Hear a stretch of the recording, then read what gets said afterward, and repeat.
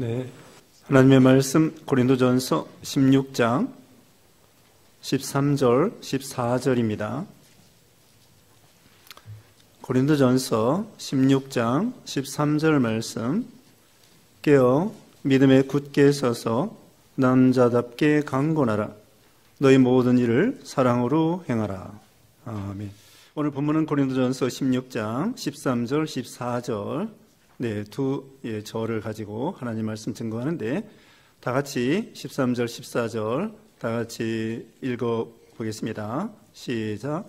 깨어 믿음에 굳게 서서 남자답게 강건하라. 너희 모든 일을 사랑으로 행하라. 아멘. 자, 오늘 여기 본문에는 네 가지 나와 있습니다. 깨어 있으라는 거고요. 두 번째로는 믿음에 굳게 서서, 세 번째로는 남자답게 강건하라, 네 번째로는 14절에 너희 모든 일을 사랑으로 행하라. 이 네 가지를 가지고 오늘 본문의 제목은 강건한 신앙이다. 여기 고린도 교회를 위해서 사도 바울이 편지를 보냈는데요. 지금 이제 고린도 전서는 16장 마지막으로 이 고린도 교회 성도들을 향하여 당부하는 그런 말씀이 나와 있습니다. 그러니까 어떻게 보면 결론적으로 이렇게 종합해서 그들에게 마지막으로 꼭 필요한 말씀을 당부하는 그런 내용이 되겠습니다. 이 고린도 교회는 그 사도 바울이 개척하여 세운 교회인데, 그 나름대로 나중에 이제 바울이 다른 데 가서 개척 교회할 때에 이 교회가 나름대로 좀 이 어려움이 있었습니다. 여러 가지 교회 안에 문제가 있었죠. 당파와 분쟁 이런 거 있었고, 또 음행 문제, 그 다음에 세상 법정에 호소하는 그런 송사 문제, 그리고 또한 그 방언 문제, 방언에 대한 은사에 대한 문제, 또 부활에 대하여 이런 여러 가지 이 고린도 교회에 그 교리적인 것이나 또는 도덕적인 것이나 이런 문제가 있었던 교회입니다. 그러므로 사도 바울은 그거에 대해서 일일이 여기 권면의 말씀을 앞에서 말씀해 주었죠. 그래서 이제 결론적으로 여기 네 가지를 당부하여 말씀을 전해 주는 것입니다. 그래서 13절에 깨어 믿음에 굳게 서서 남자답게 강건하라. 저절로는 깨어 있으라는 것입니다. 깨어 있는 신앙. 근데 이 깨어 있으라고 하는 말씀은 예수님께서도 여러 번 말씀했습니다. 예를 들면 슬기로운 다섯 처녀가 깨어 있는 것처럼, 그 외에도 청지기처럼, 그 다음에 그 혼인집에 있다가 돌아오는 주인이 언제 올지 모르므로 깨어 있어라, 이렇게 말씀하셨고, 그 다음에 예수님이 십자가 죽으실 때에 바로 죽기 전에 겟세마네 동산에서 기도할 때에 그 예수님은 피땀 흘리는 기도를 하시는데 예수님의 제자들은 졸고 잠자고 있었습니다. 그러니까 예수님께서 뭐라고 말씀했죠? 너희가 1시간도 깨어 있을 수 없더냐, 시험에 들지 않도록 기도하라, 이렇게 말씀을 하고 있습니다. 그래서 베드로전서 4장 7절에도 만물의 마지막이 가까웠으니 너희는 정신을 차리고 깨어 기도하라고 했고요. 바로 이어서 또 베드로전서 5장 8절에는 마귀가 우는 사자와 같이 삼킬 자를 찾는다고 했습니다. 그러므로 깨어서 정신을 차리고 마귀의 시험을 이기라고 말씀을 하고 있죠. 깨어있는 신앙. 그런데 이 깨어있다고 하는 것은 졸고 잠자는 것의 반대가 되겠습니다. 우리가 왜 졸고 잠자느냐? 세상 것 때문에 세상에 무엇을 먹을까, 무엇을 마실까, 우리가 세상 일 열심히 하긴 해야 되는데 너무 세상 일에 몸과 마음을 너무 바쳐서 우리가 몸도 쇠약해지고 마음도 복잡해지고 이렇게 어려움을 당하게 된다는 거죠. 또 세상의 쾌락이나 또는 세상의 오락이나 이런 것에 심취하여 시간을 다 빼앗기고 건강을 빼앗기고 세상 것에 중독되는 거예요. 그와 같이 그런 데서 깨어 있으라는 것입니다. 아무리 완전 무장을 하고 전신갑주를 입었다고 할지라도 졸고 잠자면은 아무 힘이 없는 것입니다. 생각해 보세요. 에베소서 6장에 보면은 전신갑주를 입으라고 했습니다. 머리부터 발끝까지 완전 무장을 했단 말입니다. 근데 이제 칼도 준비하고 창도 준비하고 옷도 갑옷으로 잘 이렇게 무장을 했는데 졸고 잠잔다고 하면은 적군이 언제 쳐들어올지 모르고 그 다음에는 죽임당할 수밖에 없는 것입니다. 그래서 예전에는 파수꾼, 지금도요, 보초, 위병, 경계근무 이런 것이 있습니다. 우리 교회 청년들도 지금 여러 사람이 국방의 의무를 위해서 군에 가 있는데 그들이 밤에 1시간씩 깨어서 경계근무를 쓰는 거예요. 보초를 쓰는 거예요. 불침번을 쓰는 거예요. 네? 적군이 언제 쳐들어올지 모르므로 늘 깨어 있는 거예요. 예전에는 파수꾼이 있었습니다. 파수꾼이 성루에 올라가가지고 적군이 언제 쳐들어오는지 그 백성들과 다른 군인들은 잘 때에 그 파수꾼은 깨어 있어야 되는 거예요. 깨어 있지 아니하면은 적군이 쳐들어올 때 다 졸고 잠자면은 다 망하는 거예요. 그러므로 적군이 쳐들어오면 어떻게 돼요? 나팔을 불어야죠. 나팔을 불어서 다 깨어나는 것처럼. 그러면 이 깨어 있을 때 제일 첫 번째 해야 될 일이 뭐냐면요, 기도하는 거예요. 하나님 앞에 기도하면서 이게 깨어 있는 것입니다. 그러므로 기도하지 아니하면은 우리가 다 졸고 잠잔다고 할 수 있어요. 그러므로 제일 이 깨어 있는데 첫 번째가 중요한 것이 뭐예요? 기도. 기도해야만이 우리 심령이 깨어 있을 수 있다는 거예요. 마귀는 우는 사자와 같이 두루다니며 삼킬자를 찾는다고 했잖아요. 하나님께서 우리를 지켜주지 아니하시면은 다 미혹에 넘어갈 수밖에 없는 거예요. 자, 우리를 미혹하는 사람들이요, 우리를 사기하고 미혹하는 사람들, 이단들, 이런 사람들이 내가 이단이다, 너 사기쳐 먹을 것이다, 이렇게 말하는 사람 없어요. 그러니까 우리는 깨어 있는 것이 중요하다는 거예요. 그래서 여기 이제 성경을 찾아보면은요, 여기 마태복음 25장 거기 13절에 이렇게 말씀하고 있습니다. 그런즉 깨어 있으라. 너희는 그날과 그 때를 알지 못하느니라. 예수님의 재림이 언제 올지 모르는 거예요. 날과 시는 모른다고 했습니다. 누가복음 21장 36절에 항상 기도하며 깨어 있으라. 항상 기도하며 깨어 있으라는 거예요. 또 한편으로는 우리가 졸고 잠잘 때 하나님께서 우리를 깨우십니다. 졸고 잠잘 때 깨우셔요. 자, 에베소 5장 14절에 에베소서 5장 14절에 잠자는 자여 깨어서 죽은 자들 가운데서 일어나라. 주께서 너에게 비추이시리라. 잠자는 가운데 깨어서 일어나라는 거예요. 하나님이 어떤 방법으로 깨우실까요? 제가 생각을 해봤습니다. 하나님이 깨우시는 세상에 취해서 졸고 잠자는 신앙 이런 사람들에게 깨우는 여러 가지 방법이 있어요. 뭐가 있을까요? 여러 가지 이 세상이 복잡하고 혼란한 가운데 우리를 깨우시는 거예요. 예를 들면 지난번에 산불 일어났잖아요. 산불로 우리 믿음을 깨우고요. 그 다음에 지금 트럼프가 관세를 막 먹여가지고 전 세계를 혼란하게 만들잖아요. 이것도 우리를 깨우는 거예요. 정신 차리라 이거예요.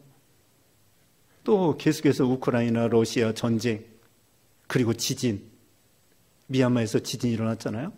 이런 걸 통하여 또 앞으로 일본에서 큰 지진이 일어날지 모른다는 거예요.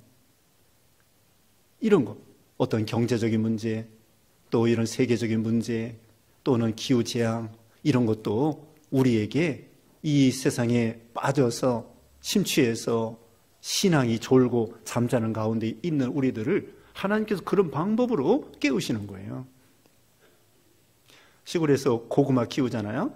고구마를 키우는데 이 고구마 순이 땅에 계속 붙어 있으면은 거기서 또 뿌리를 내리고서는 알이 생겨요. 그러면 이 알이 상품성이 떨어집니다. 여기도 잘 자라고 저기도 잘 자라고. 그래서 고구마 순을 들추어야 돼요. 일부만 남겨놓고 고구마 순을 들썩들썩 해야만이 그 일부에게만 튼튼한 알이 생길 수 있도록, 고구마가 생길 수 있도록 그렇게 하시는 거예요. 그러니까 하나님께서 이런 방법 저런 방법, 또 때로는 우리에게 질병을 통하여 우리 심령을 깨우는 거예요. 건강할 때보다도 병 들었을 때 정신이 뻗쩍 나는 거예요. 내가 뭘 잘못했는가? 내가 뭘 부족했는가? 또 예를 들면 내가 먹거리가 제대로 잘못되었는가? 내가 잘못된 거 먹었는가? 이런 걸 통하여 예를 들면 먹거리도 과거에는 막 인스턴트라든지 이런 거 막 먹다가 병에 걸렸다. 예를 드는 것입니다. 그러면 이제는 자연식품으로 먹어야 되겠다. 이런 식으로 질병을 통하여 때로는 우리를 회개시키고 우리 믿음을 깨우시는 거예요. 그래서 첫 번째 말씀드리는 것은 우리 심령이 늘 정신을 차리고 깨어 있어야 된다. 두 번째는 무엇입니까? 믿음에 굳게 서서, 믿음에 서 있으라는 것입니다. 흔들리지 않는 믿음, 뿌리가 깊은 그런 믿음이 되라는 거예요. 자, 이 고린도 교회는 앞에서 말한 것처럼 은사 문제, 방언 문제, 또 부활에 대해서 부활을 믿지 못하는 사람들이 있는 거예요. 교인들 가운데. 바로 여기 15장에 부활에 대해서 사도 바울이 길게 말하고 있어요. 우리에게는 분명히 부활이 있다. 이제 다음 주일에는 부활주일입니다. 부활에 대해서 이제 설교를 하게 되겠는데, 이와 같이 부활에 대해서 사도 바울이 15장에 길게 말씀을 하고 있고, 자, 마지막 절 보겠습니다. 15장 58절. 이 부활에 대해서 쭉 얘기한 다음에 결론적으로 이렇게 말하고 있어요. 15장 58절. 그러므로 내 사랑하는 형제들아, 견실하며 흔들리지 말고 항상 주의 일에 더욱 힘쓰는 자들이 되라. 이는 너희 수고가 주 안에서 헛되지 않은 줄 알미라. 부활의 신앙, 거기에 대해서 견실하며 견고하며 흔들리지 말고 항상 주의 일에 힘쓰는 자들이 되라. 부활의 신앙, 이런 믿음에 대해서 흔들리지 말라는 거예요. 우리가 이제까지 배운 진리의 말씀, 의심하지 말라는 거예요. 우리에게 정통, 복음, 바른 진리, 우리가 많이 배웠습니다. 그 믿음에서 흔들리지 말라는 거예요. 이 세상에는 이 비진리와 또 여러 가지 잘못된 사상으로 우리를 미혹시키는 이런 세상이에요. 말세에 예수님께서 이 거짓 선지자들, 이단들이 많이 나온다고 하지 않았습니까? 그 이단들이 미혹받는 사람이 심지어는요, 목사도 미혹받아요. 장로도 미혹받아요. 이상하지 않습니까? 목사, 장로도 미혹받는다고요. 그러니까 우리는 깨어, 그 다음에 진리의 말씀에 굳게 서고, 이제까지 배운 진리의 말씀, 그 당시에는 부활에 대해서, 또 방언에 대해서, 은사에 대해서, 이런 거에 대한 바른 진리, 그거에 대해서 굳게 서 나가라는 것입니다. 자, 그래서 요한 1서 사도행전 14장 22절에 이런 말씀이 있습니다. 사도행전 14장 22절에 제자들의 마음을 굳게 하여 이 믿음에 머물러 있으라 권하고, 이거예요. 사도행전 14장 22절에 제자들의 마음을 굳게 하여 이 믿음에 머물러 있으라 권하고, 바울 통하여 배운 정통 복음 바른 진리에 이 믿음에 머물러 있으라는 거예요. 흔들리지 말고. 예수님께서 빵 5개 물고기 2마리로 5,000명 먹이고, 그 다음에 이 사람들에게 인자의 살과 피를 먹지 아니하면 나와 상관이 없다. 그러니까 다 도망갔습니다. 예수님이 살과 피를 어떻게 먹느냐 하면서, 그때에 예수님께서 제자들에게 말했습니다. 너희도 가려느냐? 그랬더니 베드로가 요한복음 6장 68절에 시몬 베드로가 대답하되 주여, 영생의 말씀이 주께 있으니 우리가 누구에게로 가오리까? 영생의 말씀이 주께 있으므로 우리가 네게로 가오리까 하면서 끝까지 예수님을 따라가게 된다는 거예요. 우리가 이 믿음에 굳게 서야 되겠습니다. 우리가 여러 가지 시험이 있습니다. 지난번에 코로나 시험, 여러분은 코로나 시험을 통과한 거예요. 코로나 때 흔들려가지고 아주 신앙에 있어서 교회도 안 나오고 앉은 사람이 있어요. 안타까운 일이죠. 그게 믿음이 연약해서 그래요. 우리는 시험을 통과하고 코로나를 통과했습니다. 앞으로도 마찬가지예요. 앞으로도 어떤 시험이 올지 모릅니다. 그 시험에 흔들리면 안 돼요. 끝까지 예수님을 신뢰하고 믿고, 그 다음에 제일 중요한 것은 구원의 확신. 나 예수님을 믿음으로 구원받았다. 언제 죽어도 천국 간다. 이런 흔들리지 않는 믿음. 혹시 이럴 수 있어요. 내가 이렇게 말씀 잘 순종하지 못하고 죄도 잘 짓고 그러는데 천국 갈 수 있을까? 그건 잘못된 생각이에요. 우리가 행함으로 구원받는 게 아니에요. 우리가 노력으로 구원받는 것이 아니에요. 예수님을 나의 구주로 믿으면 내가 죄도 짓고 순종 잘 못한다고 할지라도 내가 예수님의 공로에 의해서 믿음으로 구원받고 천국 가는 거예요. 그러니까 내가 노력해서 구원받는 것이 아니고 행위로 구원받는 것도 아니고 내가 죄를 짓기 때문에 구원 못 받는 것도 아니고 그렇다고 죄 짓는 것이 좋다는 것이 아니라 결국은 우리가 예수님을 믿음으로 구원받는다는 거예요. 예수님을 믿음으로 구원받고 믿음으로 구원받는 우리들이 하나님 말씀을 순종하고 죄를 짓지 아니함으로 상급을 받는 거예요. 이게 중요한 것입니다. 이게 기독교의 가장 기본적인 교리예요. 예수님의 십자가 공로를, 예수님의 십자가의 피를 믿음으로 예수님에 의해서 의인이 되고 구원받는 거고요. 그 다음에 우리가 이제 노력을 하고 순종하고 죄를 이김으로 인해서 우리가 하나님 앞에 상급받는 거예요. 우리가 열심히 신앙생활하는 것이 천국 가려고 열심히 하는 게 아니라는 거예요. 무슨 말인지 아시겠죠? 예수님을 믿음으로 구원받고 천국 간다. 우리가 혹시 연약해서 죄에 빠지고 이럴 수 있지만 그러나 또 회개하게 되고요. 결국은 믿음으로 구원받는다. 행함으로 상급받는다. 이런 구원의 확신, 끝까지 환난이 와도 시험이 와도 우리 하나님께서는 우리를 버리지 않는다. 그런 이 믿음. 그리고 내가 혼자 있는 것이 아니다. 우리가 정말 시험과 어려움을 당할 때에는요, 혼자 있는 것 같아. 하나님이 나를 버리시는 것 같아. 이사야 49장에 보면은요, 이스라엘 백성들이 고난당할 때에 하나님이 우리를 버리셨는가? 하나님이 우리를 잊으셨는가? 그때 그렇게 말했습니다.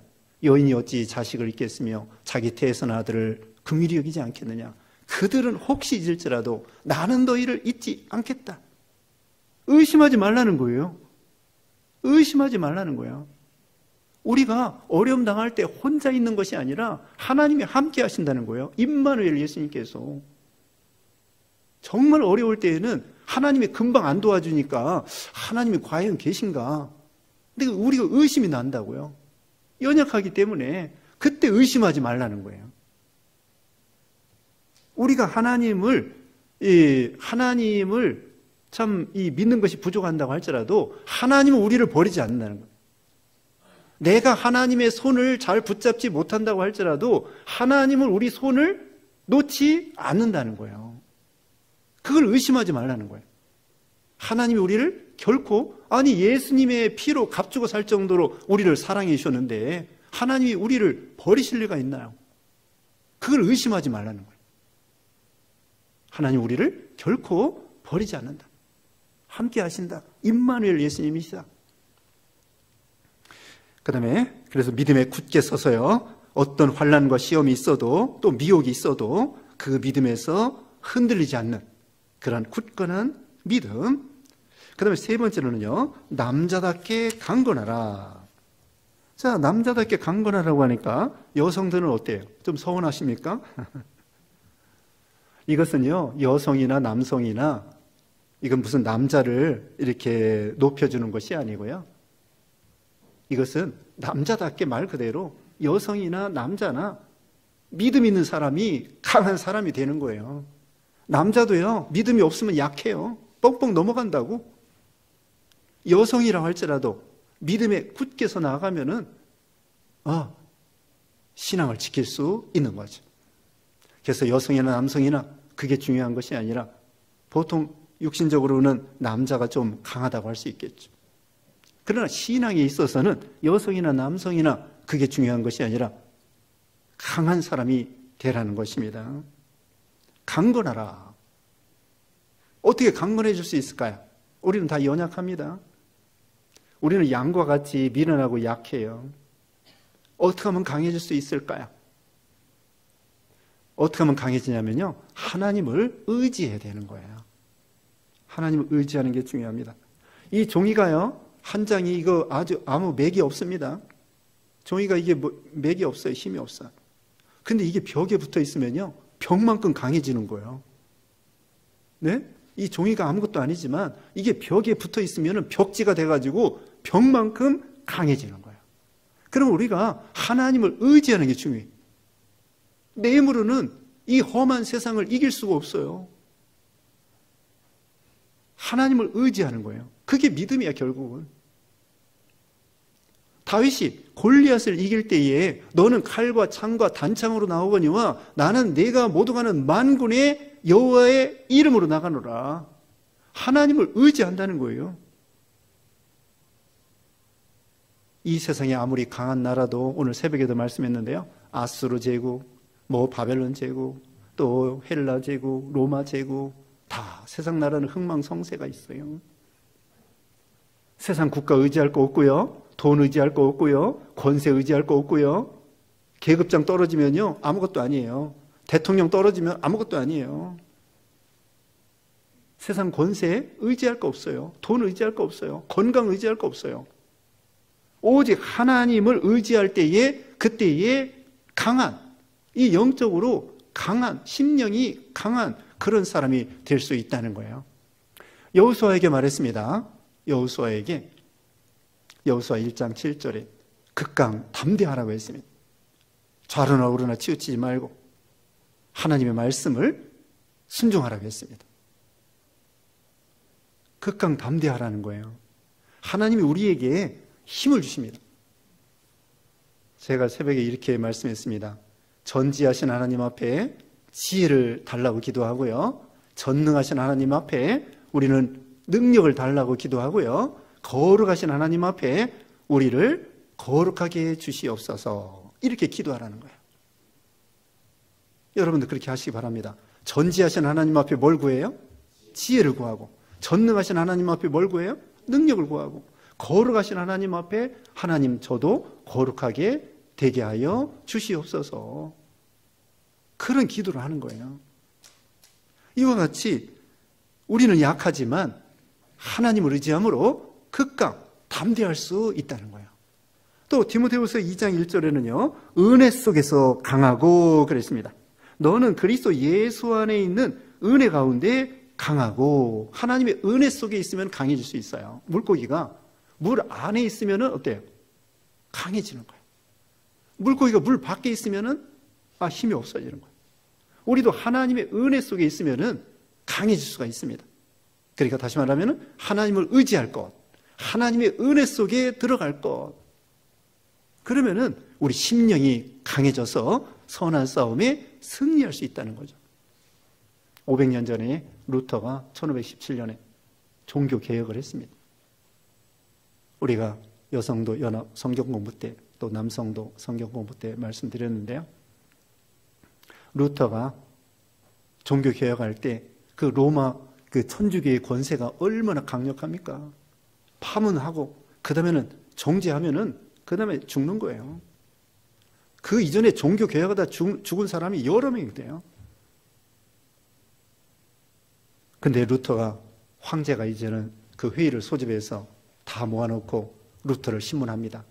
그 다음에 교황 특사도 있고 거기 많은 이제 배석한 사람이 있고 황제, 그 당시에 최고의 권세가 있는 황제 앞에서, 또 로마 천주교 교황이 보낸 그 특사 앞에서 이 루터가 얼마나 까딱하면 죽는 거예요. 사실 죽을 수밖에 없었어요. 근데 하나님 보호해 주셨죠. 그때 말합니다. 책을 이렇게 루터가 쓴 책을 앞에다 놓고 이 책에 대해서 이 책이 내 책이냐? 그러니까 루터가 제가 쓴 책입니다. 근데 이 내용을 취소할 수 있느냐? 그랬더니 루터가 하룻밤 동안 기도해 보겠다고. 그 다음날 또 물어봤습니다. 이 책이 진리가 아니라고 하는 증명이 될 것 같으면 처리할 수 있지만 진리가 아니라고 하는 그런 것이 없다고 하면 나는 처리할 수 없습니다. 진리가 아니라고 하는 증명이 되기 전에는 나는 이 책의 진리를 취소할 수 없습니다. 목숨 내놓고. 그래서 결국은 종교 개혁을 해서 이 암흑시대에, 종교 암흑시대에 밝은 광명의 빛을 비추게 되었죠. 그래서 찬송가 585장이죠. 루터가 작사, 작곡한 거예요. 585장에 내주는 강한 성이요 방패와 병기 되시니 큰 환난 가운데서 우리를 구하여 내시리로다.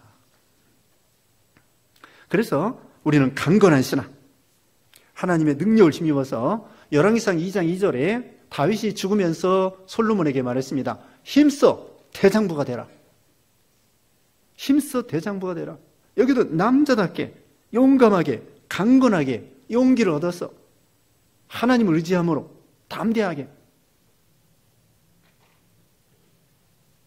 그 다음에 이제 끝으로 네 번째 사랑에 대해서 14절입니다. 너희 모든 일을 사랑으로 행하라. 사랑으로 행하라. 여러분 지난 시간에도 말했습니다. 그 예수님의 사랑을 받지 아니하고 예수님을 사랑하지 아니하면 어떻게 된다고 제가 지난 시간에 말씀을 드렸는데요.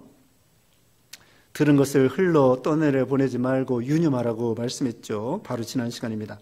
자, 여기 22절 보겠습니다. 22절 다 같이 읽어보겠습니다. 시작. 만일 누구든지 주를 사랑하지 아니하면 저주를 받을지어다. 우리 주여 오시옵소서. 제가 지난 시간에 이 인용하여 말씀했습니다. 아니, 예수님을 사랑하지 아니하면 저주를 받는다? 이게 너무 가혹하고 무서운 말씀 아니야? 그게 아니라는 거죠. 우리 보고 저주받으라는 것이 아니라 그만큼 예수님의 사랑이 엄청나게 크고 하나님의 은혜가 대단한데 그걸 은혜를 저버려? 은혜를 배은망덕해? 제가 말씀했죠. 10만 원 잘라 먹은 사람하고 10억을 잘라 먹은 사람하고 어떤 사람이 더 배은망덕하냐? 말씀드렸어요. 하나님의 무한한 은혜를 받았으면서 그 은혜에 감사하지 않냐고 사랑하지 않는다? 그래서 지금 여기 14절에도 모든 일을 사랑으로 행하라. 여기 고린도전서 13장에는요. 사랑에 대해서 나오고 있습니다. 은사보다도 더 중요한 것이 사랑이다. 믿음, 사랑, 소망 세 가지가 항상 있을 것인데 그 중에 제일은 사랑이라. 고린도전서 13장 마지막에 말씀을 하고 있는 거예요. 13장 4절에 믿음은 사랑은 오래 참고 사랑은 온유하며 시기하지 아니하며 자랑하지 아니하며 교만하지 아니하며 또 7절에는 모든 걸 믿으며 모든 걸 참으며 모든 걸 견디며 모든 것을 바라느니라. 이 사랑이 위대하다는 거예요. 부모가 자녀를 키우는 것도요 사랑으로 키우는 거예요. 하나님이 우리를 구원하시는 것도요 사랑으로 우리를 구원하시는 거예요.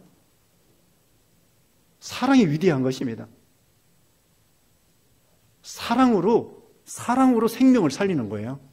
살인은 뭐야? 살인은 죽이는 거예요. 살인은 뭐냐? 내가 살기 위해서 남을 죽이는 거예요. 사랑은 뭐냐? 내가 죽고 남을 살리는 게 사랑이에요. 그런데 보세요. 내가 살기 위해서 남을 죽이면 남도 죽고 나도 죽는 거야. 왜? 하나님은 살인죄 지면 죽는다고 했으니까. 근데 사랑은 뭐냐? 내가 죽고 남을 살리는 거예요. 남을 살리면 남도 살고 내가 죽기까지 순종했기 때문에 나도 사는 거야. 예수님이 그런 거예요. 마귀는 죽여.